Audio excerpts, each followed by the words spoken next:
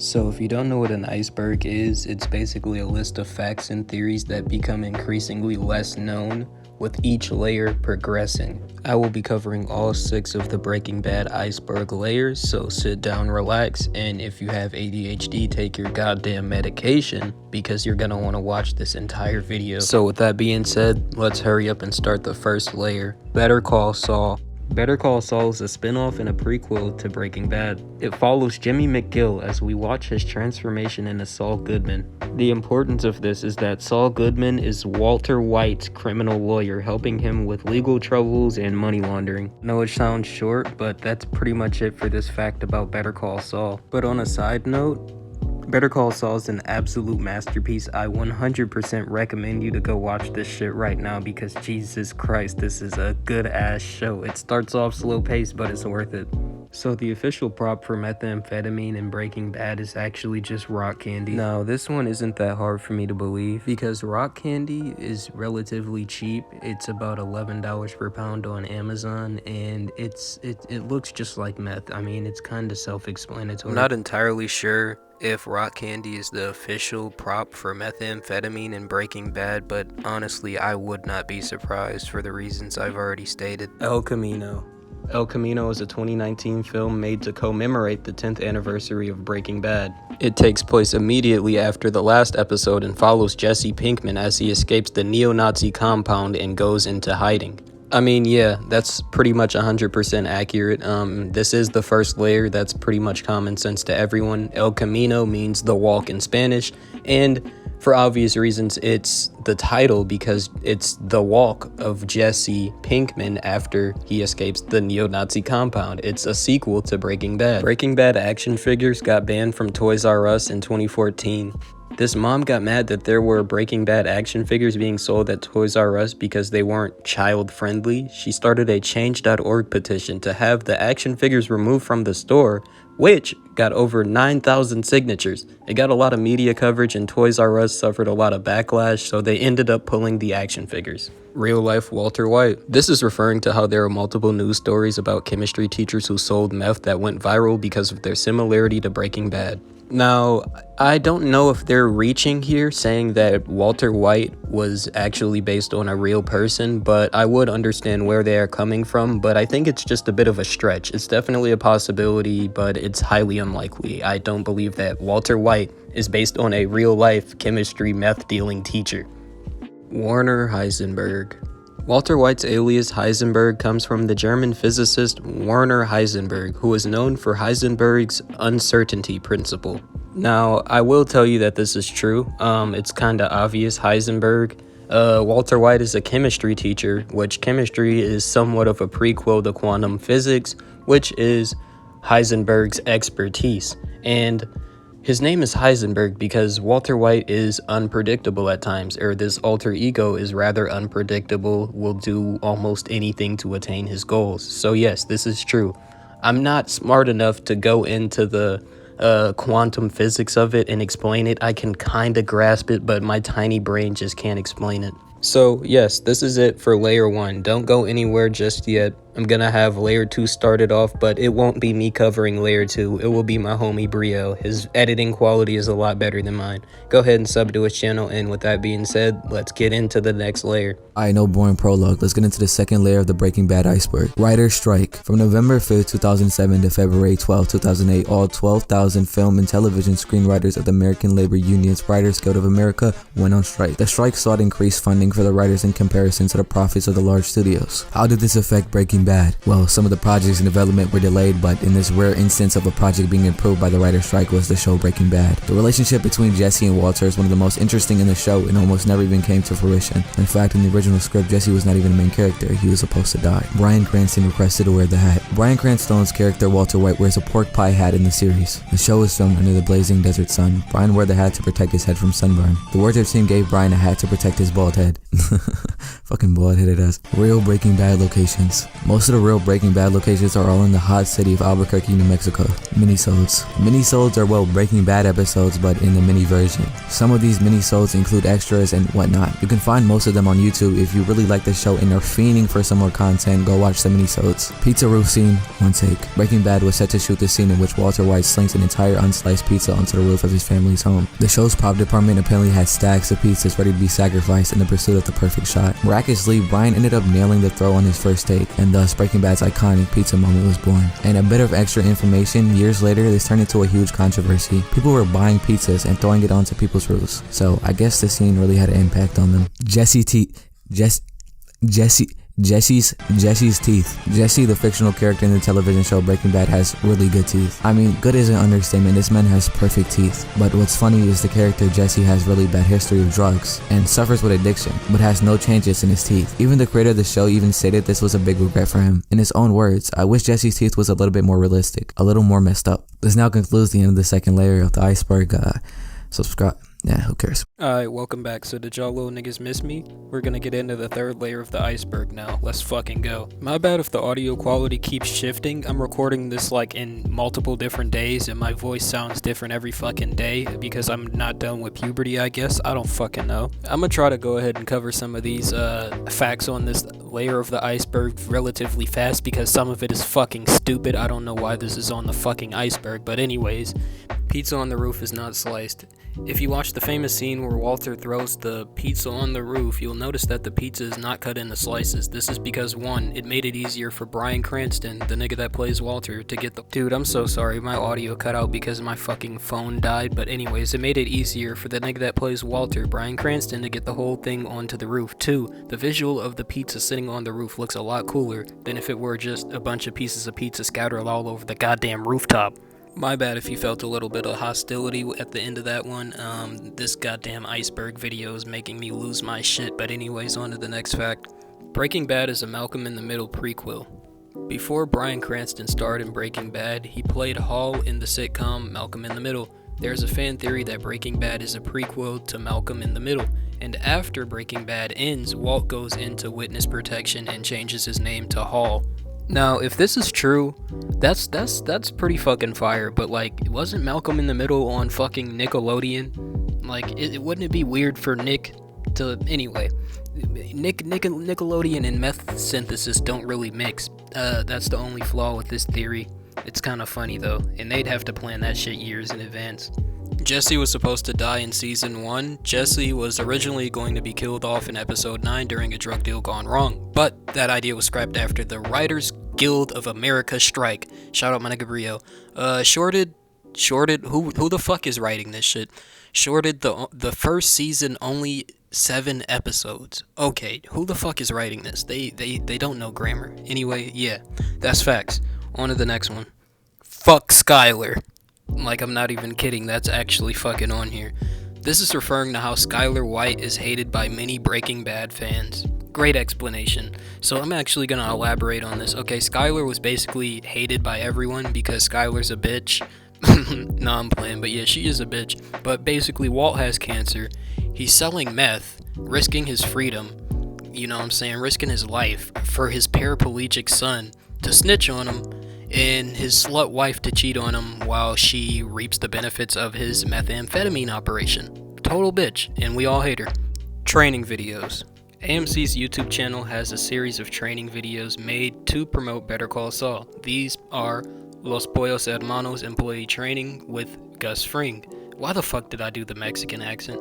Anyway, Madrigal security training videos with Mike Ehrmantraut and ethics training with Kim Wexler. Anyways, that's pretty much it for this layer. Well, not pretty much. The fucking layer has been covered by yours truly, Omarez. And I'm gonna go ahead and let my nigga Faded TV cover the next layer. Stay tuned, I'll be back. Jesus Christ, this is taking a lot out of me. Hi guys, I'm Faded TV, and today I'm going to be helping out Amarez with his Iceberg video on Breaking Bad. Now, we are on layer 4. The first theory is Walter is still alive. This is a very common theory in a lot of TV shows. When a main character dies, there's always a way out. I always hear this theory when it comes to shows like House and stuff like that, because main characters die and the audience isn't willing to depart with the character quite yet. Now, there's no evidence supporting this in El Camino, but there's a really good film theory video you could check out on it that supports it scientifically. It's pretty interesting. Maybe Walter went into witness protection program and that's why we didn't hear from him in El Camino, but personally, I don't buy this theory. On to the next one. Breaking Bad and The Walking Dead are in the same universe. I've also heard this theory a lot, and this stems from the fact that you can find the card that Walter Jr. had in The Walking Dead and Walter's blue meth in a trash bin in The Walking Dead. And let's not forget that Daryl brought up Jesse. That's pretty compelling evidence, but I personally also don't think this is true. I've heard the same theory about Parks and Recreation and the show The Office, because one of the main characters is in both shows, so it really couldn't work. There's also a lot of evidence supporting that it's not, because Aaron Paul also said that they're not in the same universe, but his word isn't fact, so it's very possible it is, but I'm not buying this one. The next theory is that Jesse is asleep in Mr. White's class the entire time. I always hear this theory as well, whether it be Pokemon, Bob's Burgers, Family Guy, American Dad, The Simpsons, and so on, but really, it's usually about comas, so this one's a little more unique to me. This is one that you literally can't disprove unless the creators say no to it, so I'm gonna say it's possible, but it really doesn't make much sense to me other than the fact that they get away with a lot more than they should, realistically. But I don't know, it's possible, maybe, I'm not sure. Okay, that one was really interesting. I don't really know how to transition. So the next theory is Walter copies the people he kills, which I think it stems from the fact that Walter cuts the crust off his sandwich after he kills someone that does the exact same thing.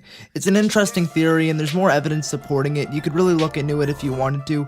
But this one is true, and I think it shows a lot of remorse from Walter, which is just interesting character development. There's not really much more, but the next piece of the iceberg we gotta look at is SaveWalterWhite.com. Yes, it's a real website. You can go look on it. The creators made it. I don't know what else to say here. It's a real website. Go check it out. It's pretty cool.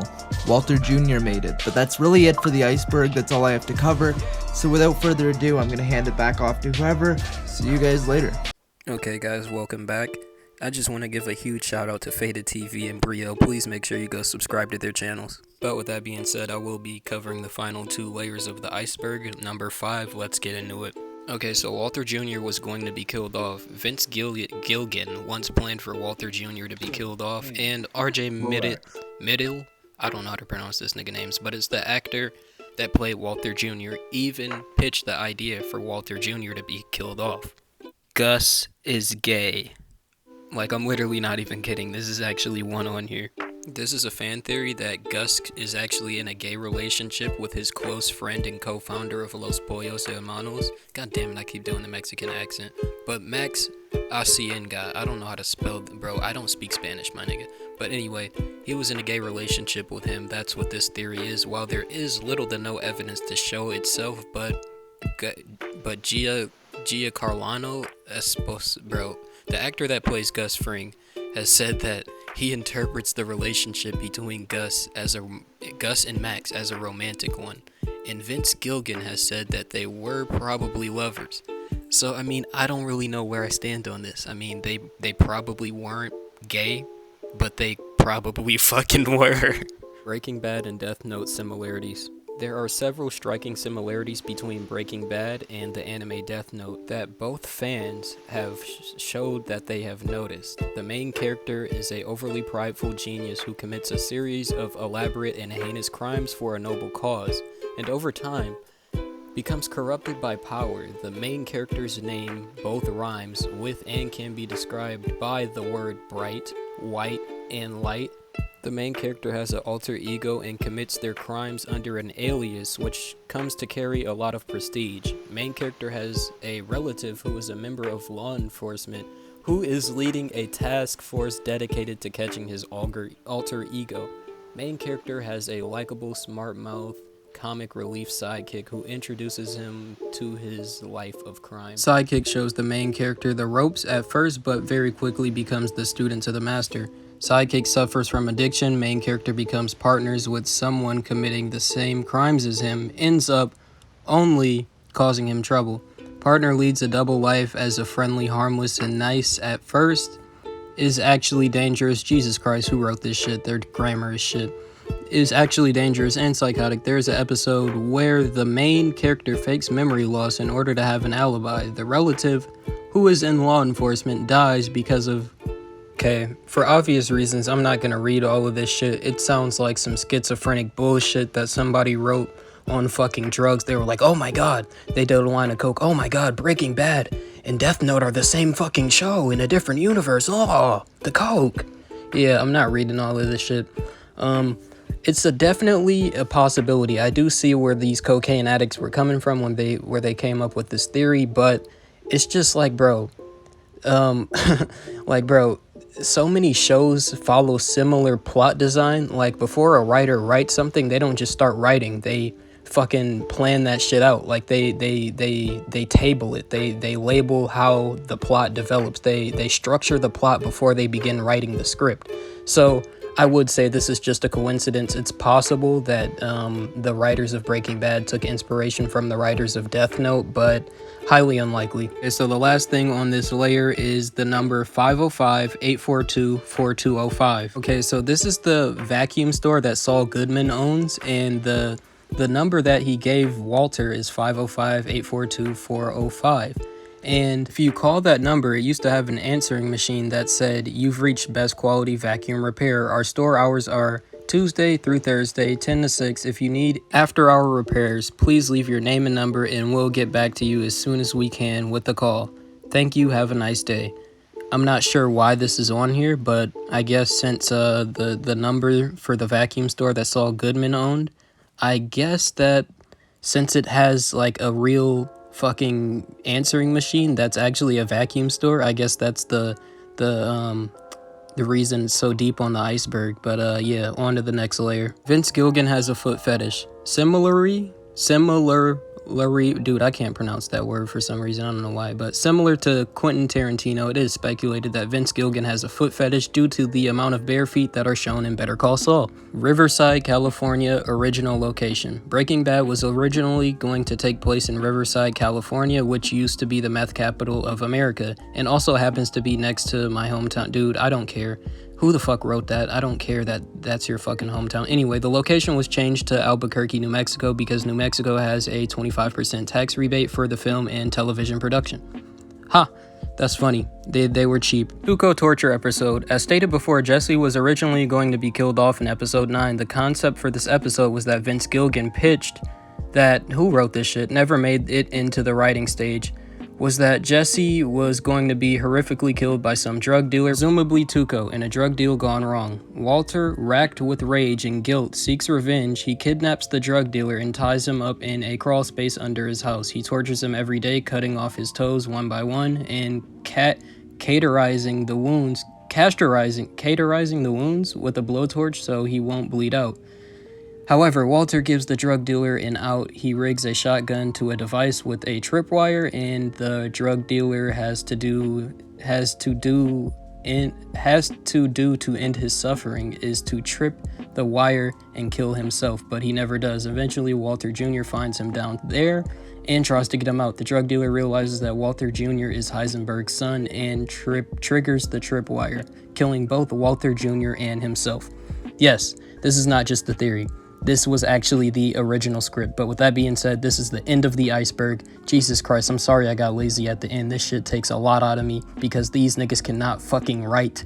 They like, why do you have this much time to do a Breaking Bad iceberg on some schizophrenic conspiracy theorist type shit, but can't form a grammatically correct sentence, you fucking asshole. But anyway, make sure you subscribe to my nigga Brielle, subscribe to my nigga Faded TV. Go ahead, get them. Yeah, I'll see y'all niggas later, man. This is long enough.